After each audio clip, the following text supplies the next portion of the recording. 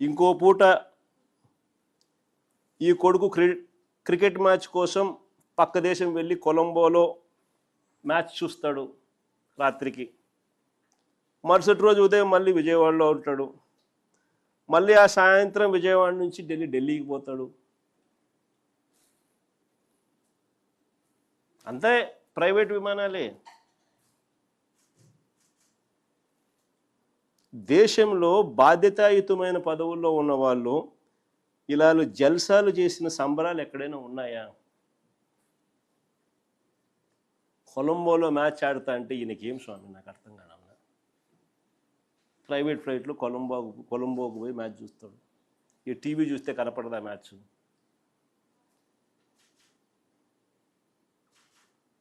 సరే, క్రికెట్ అభిమానివే అనుకో, టీవీ చూస్తే కనపడదా? నేను కూడా నిన్న టీవీలోనే చూసిన మ్యాచ్.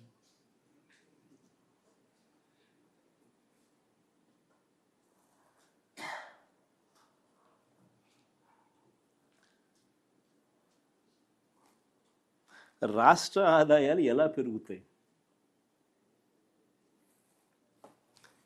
ఇక రాష్ట్ర అప్పుల విషయంలోకి వస్తే మళ్ళీ అవే గోబెల్స్ ప్రచారాలు.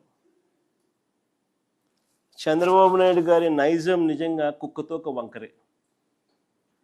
అంటే ఎన్నిసార్లు మనము చెప్పినా కూడా ఎందుకయ్యా అబద్ధాలు చెప్తావు, వాస్తవాలు ఇవి, ఇదిగో వాస్తవాలు అని మనం ఎన్నిసార్లు ప్రజెంటేషన్ ఇచ్చినా, ఎన్నిసార్లు మనం సాక్ష్యాలు ఆధారాలతో సహా చెప్పినప్పటికీ కూడా అవే గోబెల్స్ ప్రచారాలు,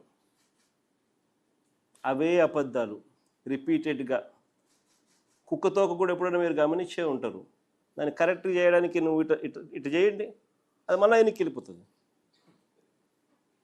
అందుకనే సామెత కూడా అంటారు కుక్కతోక వంకర అని. చంద్రబాబు నాయుడు గారి నైజం కూడా కరెక్ట్గా అంతే.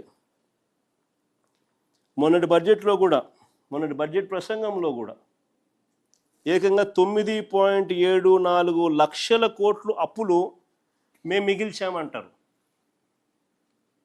బడ్జెట్ ప్రసంగంలో వీళ్ళన్న మాటలు అసలు నిజాలేంటో తెలుస్తాయని, రాష్ట్రానికి సంబంధించిన అప్పులు ఎంతుంటాయో రాష్ట్ర ప్రజలకు ఎక్కడ తెలిసిపోతుందేమోనని ఏకంగా బడ్జెట్ పేపర్స్లో అప్పులకు సంబంధించిన టేబుల్ వాల్యూమ్ నెంబర్ 6 ఈ బుక్లో ఉంటుంది. వాల్యూమ్ నెంబర్ 6 బుక్లో దీనికి సంబంధించిన టేబుల్ పూర్తిగా ఎత్తేసారు, కనపడదు.